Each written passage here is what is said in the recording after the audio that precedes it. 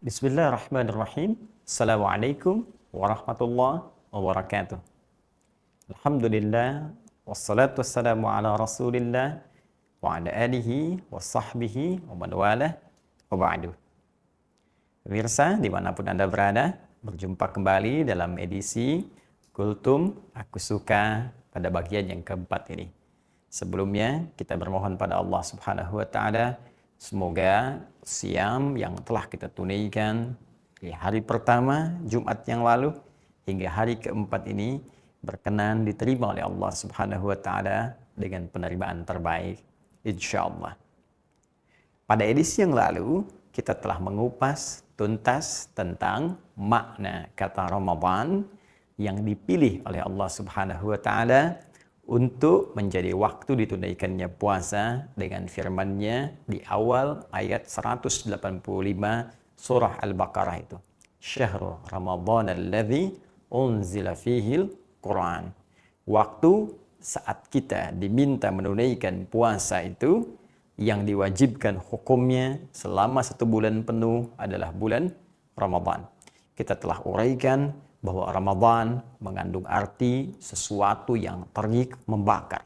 Ramadan memberikan makna bahwa berpeluang dosa-dosa kita diampuni, dibakar habis, dihanguskan dengan amalan-amalan yang kita kerjakan selama kita menunaikan puasa.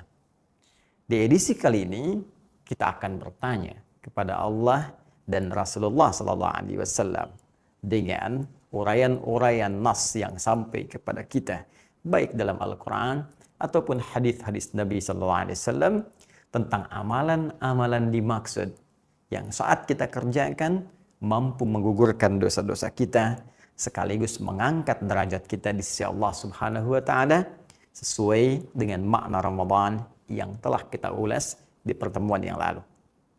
Di antara sekian amalan itu ada yang menarik yang disampaikan oleh Nabi SAW yang kemudian dihimpun oleh Al-Imam Al-Bukhari dalam hadis sahihnya, hadis riwayat Al-Bukhari ya, pada pembahasan kitab Shiyam nomor hadis ke-37 itu ya, dalam rawi sahabat Abu Hurairah, Abdurrahman bin Sakhr yang punya kunyah disebut dengan Abu Hurairah.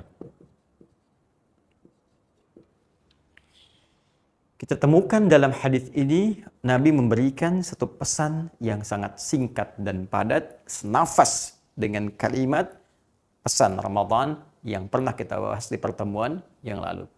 Nabi sampaikan, man qama Ramadhan. Baik, perhatikan baik-baik.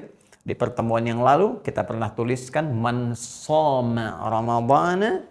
Dalam hal hadis ini Nabi menyampaikan man qama. Baik. Man qama Ramadhana. Masya Allah. Imanan wa ihtisaban. Imanan wa ihtisaban.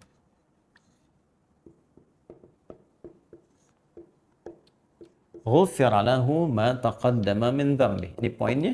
Ghufira lahu ma taqaddama min dhanbi. Masya Allah. Allahu Akbar.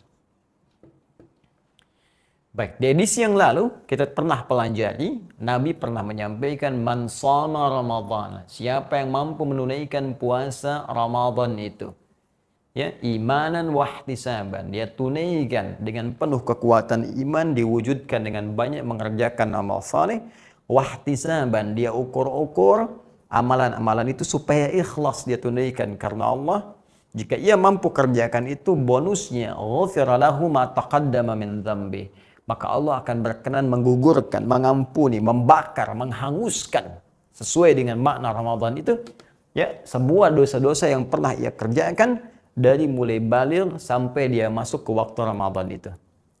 Nah, sekarang di antara amalan saat puasa itu, apa yang bisa kita kerjakan sehingga makna Ramadan menggugurkan, menghanguskan dosa-dosa itu bisa kita raih, sekaligus wujudnya berupa ampunan Allah Subhanahu wa taala bisa kita dapatkan.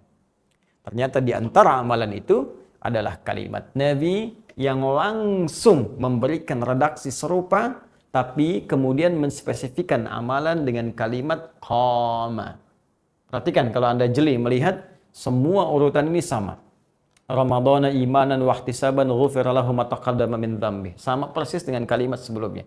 Anda lihat uraian saya dalam edisi-edisi yang lalu, maka Anda bandingkan dengan tulisan yang lalu, Anda akan temukan kalimat ini sama. Yang berbeda hanya di sini. Bila yang dulu sama, puasa, yang ini qama. Ya, qama, qiyam. Tidak disebutkan kalimat-kalimat qama, qiyam dan turunannya, derivasinya. Aqama, yuqimu, iqamah. Aqimu, yuqimun, kecuali dipahami dengan satu makna, yaitu salat. Ya, yaitu salat. Ya, karena itu kalimat-kalimat salat yang berupa ibadah dibuka dengan takbir, ditutup dengan salam, yang terkandung dalam Al-Quran dan hadis-hadis Nabi SAW seringkali perintahnya diawali dengan turunan kata qama ini. Ya, qama bisa qiyam, bisa aqimu, aqama, yuqimu, yuqimun. Ya, perintah salat pertama di Al-Baqarah ayat 3 itu, ya, alladzina yu'minuna bil ghaib wa yuqimunas shalah. Sebelum kata salat yuqimun. Al-Baqarah 43 wa aqimus shalah wa atuz zakat. Ya. Quran surah ke-17 misalnya ayat 78 aqimis salata liduluqis syamsi. Aqim. Baik. Sehingga ketika Anda temukan kalimat qama dan turunan qama, aqama, yuqimu, aqim, itu selalu identik atau disandingkan dengan satu ibadah yang disebut dengan salat. Dan pernah saya jelaskan di pertemuan lalu, kalimat qama, qiyam, aqim menunjukkan kesempurnaan. Seakan-akan Allah yang memberikan gambaran, Nabi ingin menegaskan, jangan sampai sekedar salat, tapi salatnya tunaikan dengan sempurna. Baik, kembalikan ke sini. Jadi kita bisa terjemahkan man, siapapun, laki-laki, perempuan, besar, kecil, tua, muda, sepanjang dia beriman, punya kualifikasi menunaikan ibadah puasa. Kemudian saat di waktu Ramadan itu, qama, dia menunaikan ibadah salat Ramadan yang spesifik khusus ditunaikan pada bulan Ramadan. Masya Allah. Jadi ada salat yang sangat dikenal, dikerjakannya di Ramadan. Ya, di waktu-waktu lain, ya kita bisa tunaikan sholat di malam hari. Cuma yang ini spesial. Ya, Ramadan lebih aktif lagi, Ramadan lebih banyak lagi. Sehingga seakan-akan sholat itu di masyarakat luas dikenal dengan, wah ini spesifik dengan Ramadan nih. Waktunya datang saat Ramadan. Walaupun sesungguhnya sholat malam di luar Ramadan pun bisa kita kerjakan. Ya, sholat siang juga banyak dikerjakan. Tapi yang ini, orang melihatnya ini spesifik Ramadan nih. Ini spesifik Ramadan. Masya Allah. Jadi ada amalan khusus di bulan Ramadan berupa sholat dan disandingkan dengan kalimat Ramadannya.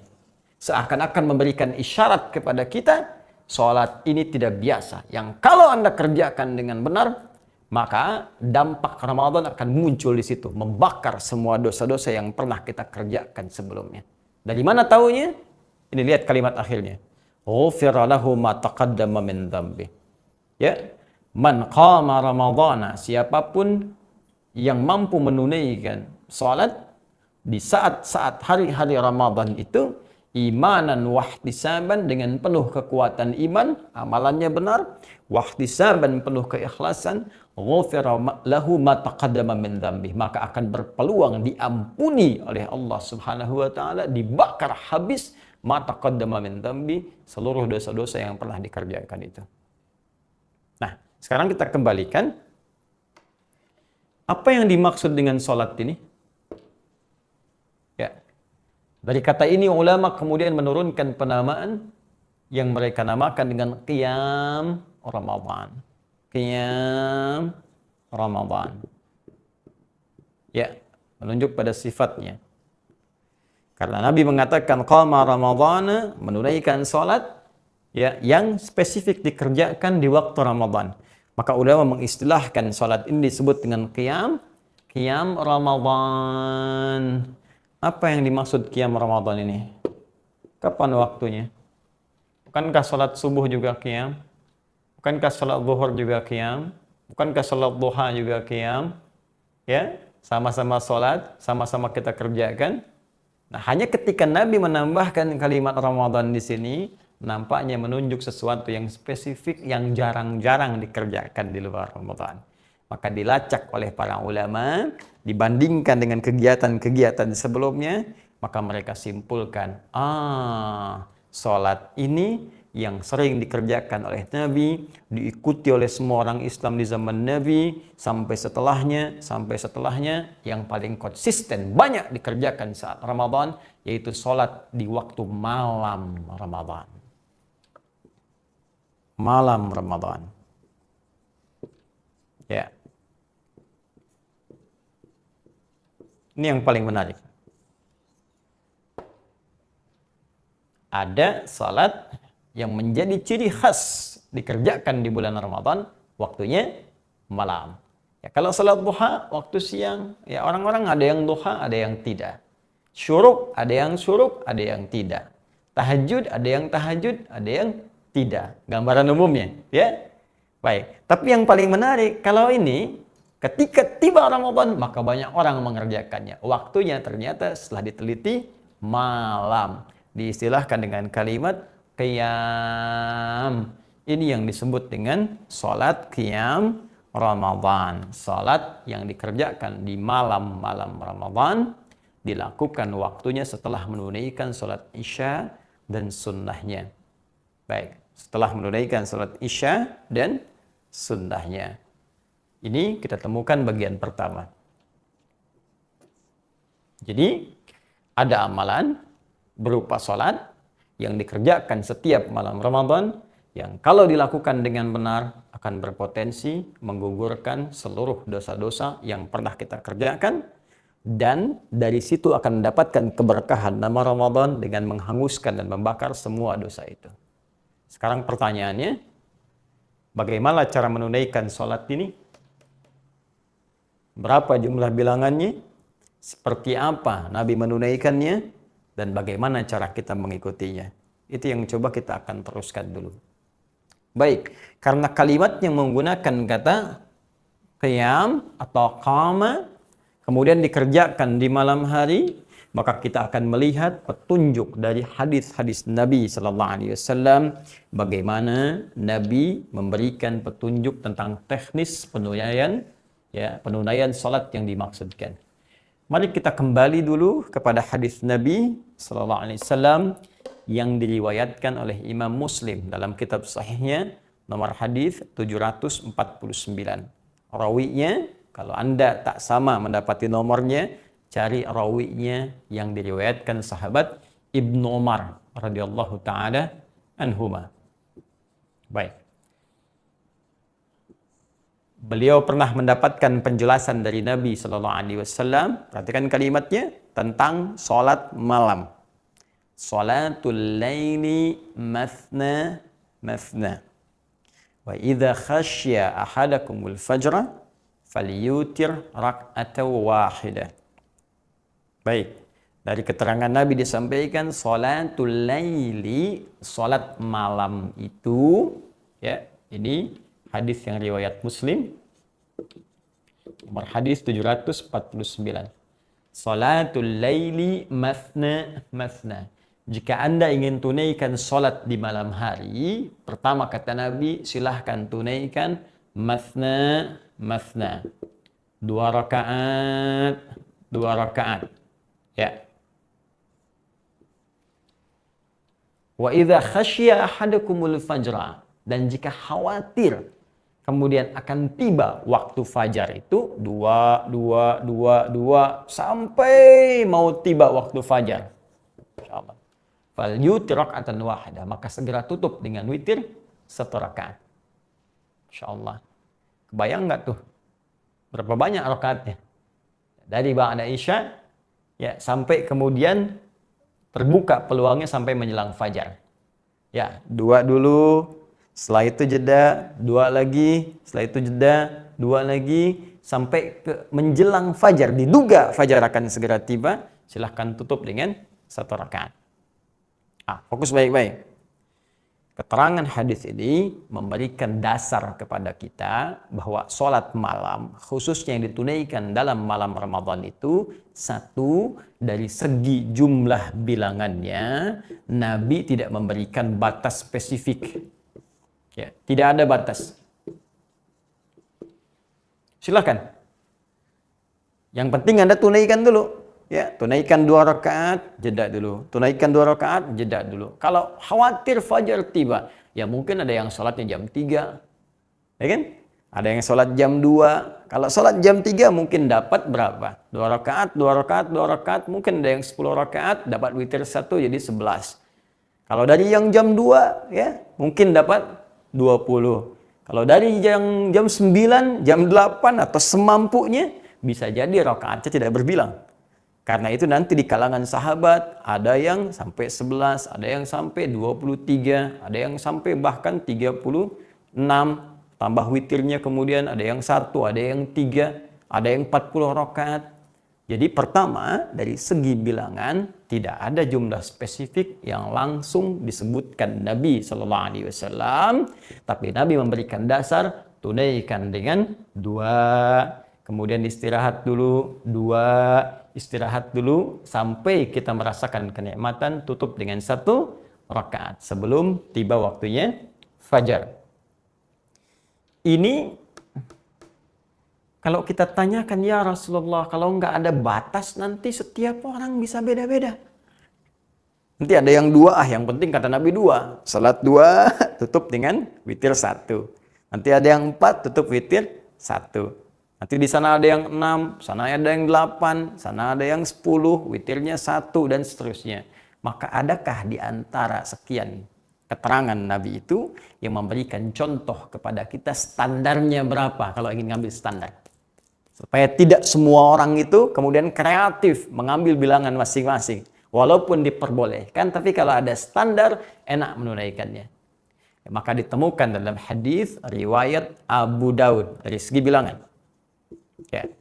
Abu Daud nomor hadis 1367. Ya, kalau tak sama kemudian cetakan kitabnya, lihat rawinya sahabat Ibnu Abbas radhiyallahu taala anhuma, ketika beliau menginap di rumah Sayyidah Maimunah radhiyallahu taala anha dan ingin mengetahui kebiasaan Nabi dari sejak bangun tidur sampai sholat malamnya. Maka dikisahkan oleh beliau, ya, karena Rasulullah sallallahu alaihi wasallam bermakna adalah kebiasaan Nabi sallallahu alaihi wasallam, idza staiqadha min naumihi, jika bangkit dari tidurnya, fajalasa, beliau duduk sebentar, wa masaha biyadihi min athari naumih, kemudian menghapuskan bekas ngantuknya dengan tangan yang diduga bersih, ya. Setelah itu kemudian faqara khawatim surah Ali Imran, membaca 11 ayat terakhir surah Ali Imran. Membaca doa alhamdulillahilladzi ahyana ba'da ma, dan seterusnya, dikuatkan di Al-Bukhari nomor hadis 181, ya, riwayat Jundub bin Junadah dan Muadz bin Jabal radhiyallahu taala anhuma. Baik, setelah itu apa yang terjadi? Fadhahaba ila sydin mu'allaqah, pergi kemudian ke tempat tertutup untuk berwudu lalu menunaikan salat. Apa kata Ibnu Abbas? Salat Nabi itu ditunaikan dengan 2 rakaat dulu, ya, ringan, dikenal dengan salat khafifatain. Kemudian tunaikan 2 rakaat, tunaikan 2 rakaat lagi, tunaikan 2 rakaat lagi, tunaikan 2 rakaat lagi, tunaikan 2 rakaat lagi, baru kemudian witir 1 rakaat. Ibnu Abbas sempat berada di belakang Nabi, kemudian ditarik untuk sejajar dengan Nabi. Ya, ini menunjukkan salah satu kebolehan kalau makmumnya 1 orang, imam jelas 1 orang, maka boleh makmum kemudian berada sejajar bersama imamnya di samping sebelah kanannya. Baik, ya? Kembali ke sini. Maka disebutkan dalam hadisnya, salat rakaat ini 2, 2, 2, 2, 2, kemudian 1. Dan ini sebagai pembukanya, warming up-nya, supaya menghadirkan kekuatan untuk fokus dalam sholat. Kalau kita jumlahkan 1, 2, 3, 4, 5. Ya, 5 dikali 2, 10, tambah 1. Maka ini bilangan yang menunjukkan 11 rakaat standar yang pernah dikerjakan oleh Nabi Sallallahu Alaihi Wasallam. 11 rakaat, saya ulang, standar yang pernah dikerjakan oleh Nabi Sallallahu Alaihi Wasallam bersama Ibnu Abbas radhiyallahu taala anhuma. Apakah Ustaz formasinya cuma 2-2-2-2? Tidak. Ada juga di Al-Bukhari. Nomor hadis 2008. Ya, rawinya sahabat Aisyah radhiyallahu taala anha. Ya, beliau pernah menyampaikan salatnya Nabi sallallahu alaihi wasallam, saya tidak melihat beliau mengerjakan di Ramadan atau di luar Ramadan lebih daripada 11 rakaat. Sama, standar 11 rakaat. Baik. Bagaimana formulasinya? Yusalli arba'an, thumma yusalli arba'an, thumma yusalli thalathan. Beliau kerjakan 4 rakaat, kerjakan lagi 4 rakaat, kerjakan lagi 3 rakaat. 4, kemudian 3. Jadi silahkan kalau Anda mau kerjakan yang 4, boleh. Ya, 4 lagi, kemudian 3. 11 jumlahnya. Ini standar. Anda ingin kerjakan yang 2, ujungnya 1, silahkan. Boleh. Ya, silahkan. Bebas. Mau 2, ataupun mau yang 4. Tapi Ustadz, kan kata Sayyidah Aisyah, beliau nggak pernah lihat Nabi kecuali yang 4-4-3. Cara berpikirnya bukan demikian. Cara berpikirnya adalah, Sayyidah Aisyah kan melihat Nabi saat Nabi menginap di rumah Sayyidah Aisyah. Tapi kan kalau di rumah Sayyidah Maimunah yang 2, ya. Di rumah Sayyidah Zainab bagaimana? Ya, di rumah Sayyidah Saudah binti Zam'ah bagaimana? Ini yang dimaksud Sayyidah Aisyah ketika Nabi ada di tempat beliau menunaikan 11 rakaat dengan formulasi 4-4-3. Di tempat lain pernah 2-2-2 ujungnya 1. Ini fleksibilitas saja, tidak harus diperdebatkan karena semua dicontohkan oleh Nabi SAW. Jadi yang 2-2-2 ujungnya 1 boleh, 4-4-3 pun boleh. Tapi yang harus Anda ketahui ini standar bilangan dari Nabi. Ya. Kalau ingin ditambahkan silahkan karena Nabi mengatakan nggak ada batasnya. Ya, karena itu nanti sebagian sahabat ada yang ngerjakan sampai 23 salafus saleh. Umar bin Khattab 23. Jangan Anda katakan ikut Umar, ikut Nabi. Wah, hati-hati. Awas, karena nggak mungkin ada bertentangan.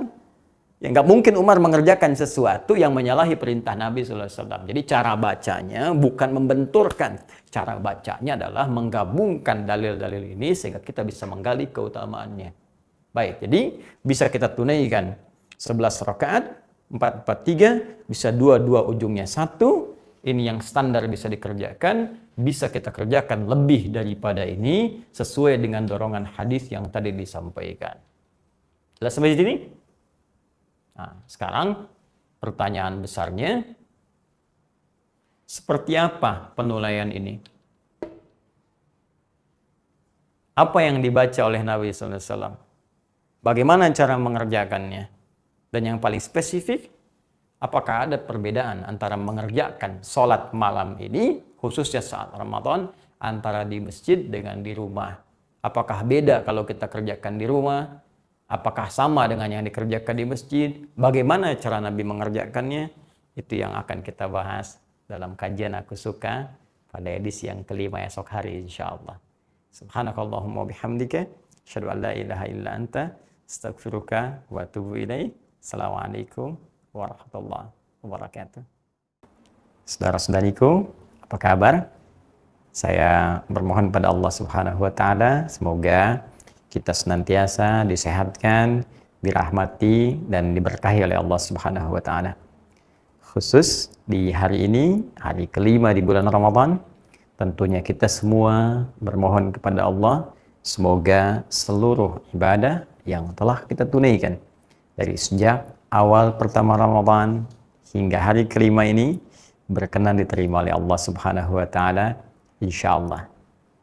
Baik, pada edisi Aku Suka yang kelima ini, kita akan coba lanjutkan pembahasan di pertemuan yang lalu tentang satu keutamaan ibadah yang terdapat di bulan Ramadan yang disebut oleh Nabi Sallallahu Alaihi Wasallam dengan Qama Ramadan atau Qiyam Ramadan. Qiyam Ramadan. Ini sangat menarik karena ibadah puasanya disebut siyam. Ya, ibadahnya disebut siyam dalam arti puasa. Kemudian satu ibadah dalam konteks berpuasa ini yang tidak kalah penting sehingga redaksinya pun diserupakan dengan yang ini dalam hadis Al-Bukhari riwayat Abu Hurairah di nomor ke-38, di nomor ke-37 ya dalam Kitabus Siyam, yang ini redaksinya man shoma ramadhana imanan wahtisaban ghufira lahu ma taqaddama min dhanbi. Yang ini man qama ramadhana imanan wahtisaban ghufira lahu ma taqaddama min dhanbi. Secara singkat, kemarin kita telah uraikan bahwa ibadah qiyam ini berupa salat yang ditunaikan di malam-malam Ramadan yang memberikan dampak luar biasa berupa anugerah Allah Subhanahu wa taala yang bisa menggugurkan semua dosa-dosa yang pernah dikerjakan dari sejak balik sampai proses qiyam itu dilangsungkan. Artinya ketika kita menunaikan sholat dimaksud sesuai dengan ketentuan yang dicontohkan, dituntunkan oleh Nabi SAW, berpeluang muncul makna Ramadan dalam arti membakar, menghanguskan seluruh dosa-dosa kita sehingga Allah berkenan mengampuni apa yang telah kita kerjakan dari kesalahan yang diperbuat di masa-masa yang lalu. Nah, di pertemuan yang lalu kita telah ketahui bahwa formulasi bilangan sholat ini, bilangannya ya pertama tidak terbatas dikerjakan berdasar hadis riwayat Muslim dari sahabat Ibnu Umar radhiyallahu taala anhuma nomor hadis 749, telah kita tuntaskan pertemuan lalu. Namun demikian standar, bilangan standar ya dari Nabi sallallahu alaihi wasallam yang bisa dilacak lewat hadis-hadis yang sampai kepada kita adalah berdapat 11 rakaat ya dengan formulasi bisa 2 plus 2 plus 2 plus 2 kemudian 1 ya. Kalau Anda ingin jadikan ini 2 plus 2 plus 2 plus 2 plus 2 10 ya. Bilangan rakaat qiyamnya ditambah dengan 1 untuk witirnya. Bisa juga kalau Anda tunaikan 2 2 2 2 ini 48 plus 3 ya. Jadi di sini bisa 8 plus 3. Bisa formulasinya kita ambil 4 plus 4 ya, kemudian plus 3 berjumlah 11 rakaat. Yang ini formulasi ditemukan kemarin telah kita tuntaskan di Abu Daud nomor hadis 1367, rawinya sahabat Ibnu Abbas radhiyallahu taala anhuma. Sedangkan yang ini ditemukan dalam kitab Sahih Al-Bukhari riwayat Ummul Mukminin Sayyidah Aisyah radhiyallahu taala anha nomor hadis 2008. Nah, di sini kita berhenti kemarin tentang jumlah bilangan sholat malam yang disebut dengan qiyam itu. Sekarang yang akan kita fokus bahas adalah tentang sifat, cara bagaimana Nabi menunaikan sholat dimaksud. Seperti apa bacaannya, seperti apa beliau dalam proses penunaiannya, sehingga dengan itu bisa meraih apa yang dijanjikan oleh Allah melalui lisan Nabi SAW, ampunan yang diturunkan dalam proses penunaian sholat dimaksud. Baik, kalau kita melihat kembali keterangan hadis dari Sayyidah Aisyah radhiyallahu taala anha yang tercantum dalam kitab Sahih Al-Bukhari ya, yang menjelaskan tentang sifat sholat malam Nabi Sallallahu Alaihi Wasallam ya, ketika beliau ditanya oleh beberapa orang sahabat ya, tersebut dalam riwayat ada sahabat Abdullah bin Mas'ud radhiyallahu taala anhu, Hudzaifah al-Yamani radhiyallahu taala anhu, juga nanti ada sahabat Ubay bin Ka'ab radhiyallahu taala anhu.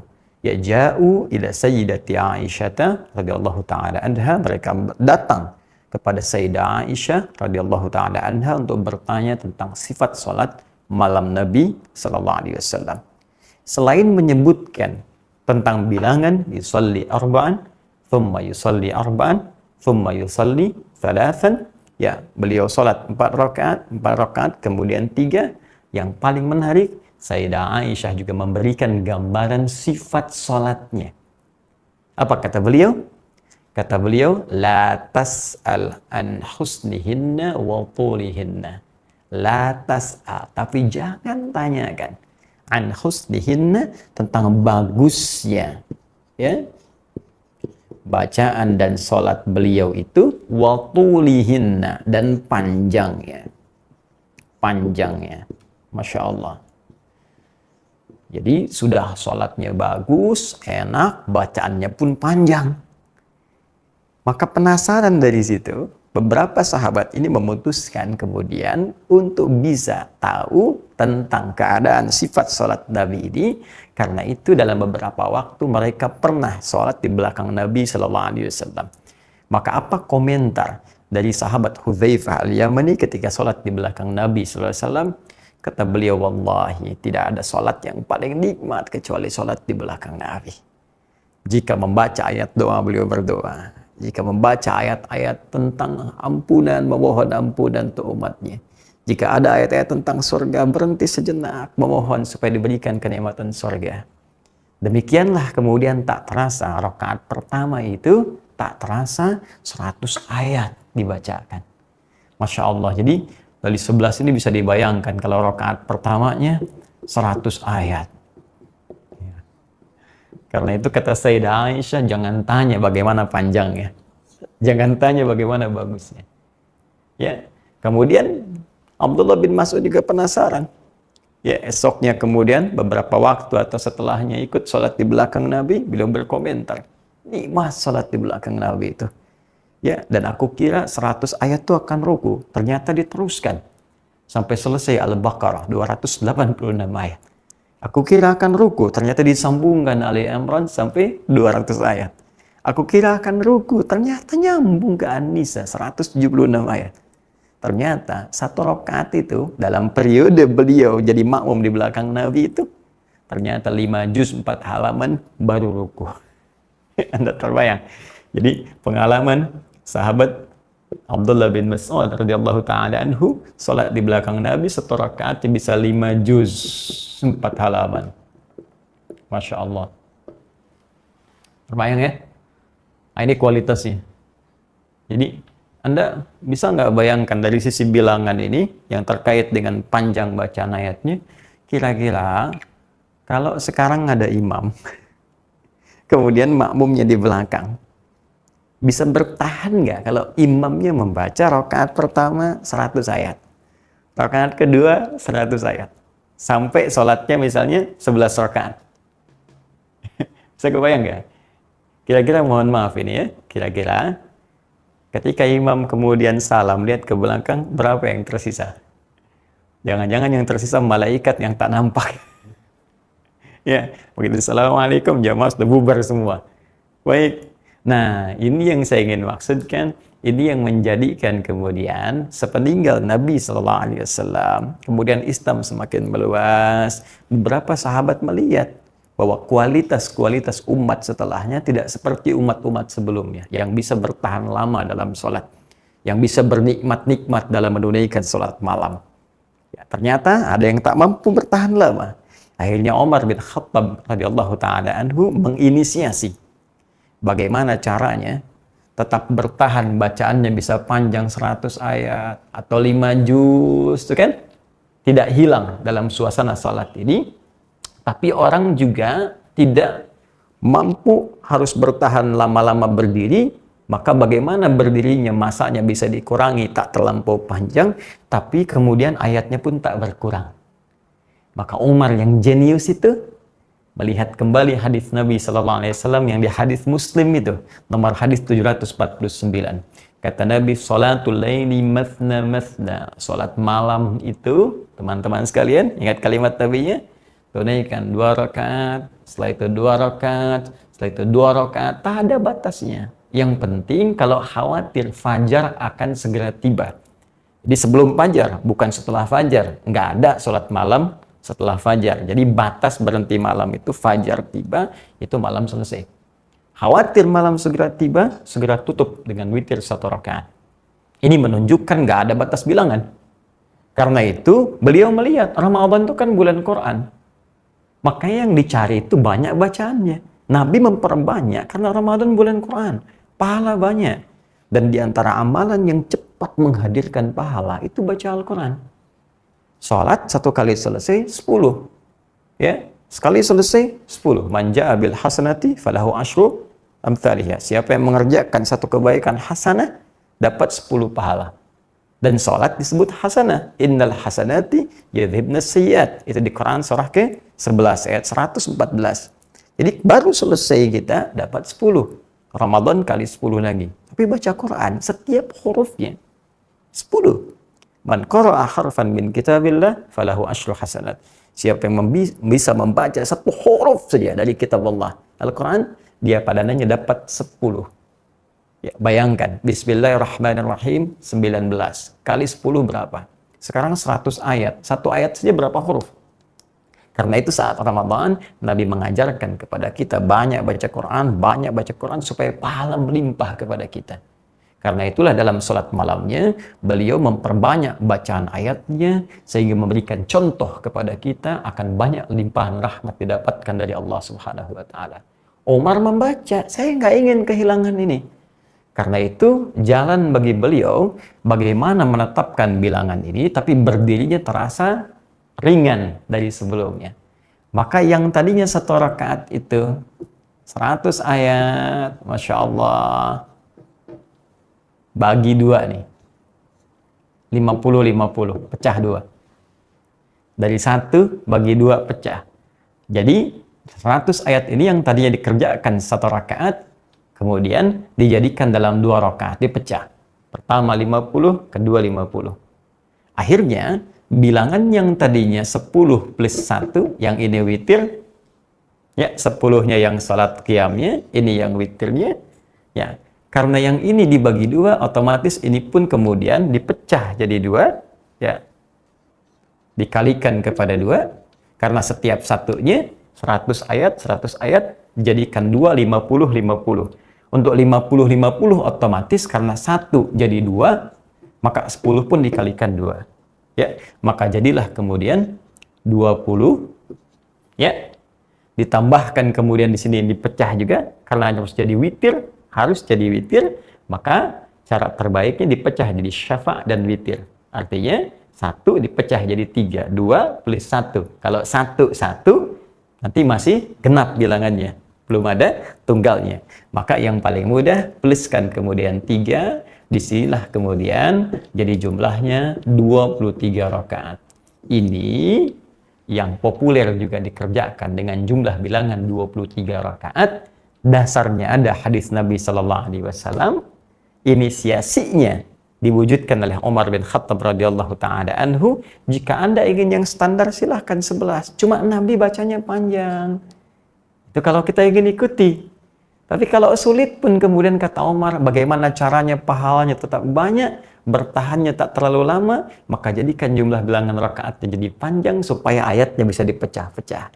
Ini yang menjadikan bilangan 23 rakaat. Asalnya ke situ. Nanti ada sahabat yang memecah lagi, aduh lama juga nih, 23 nih. Karena 1 rakaatnya 50 ayat. Nanti ada yang sampai ke 36, kan? Plus 3 jadi 39. Ada yang 40. Poinnya, bagaimana bisa menjaga bacaan banyaknya yang bisa dihadirkan dari Al-Quran itu supaya rahmat tetap didatangkan.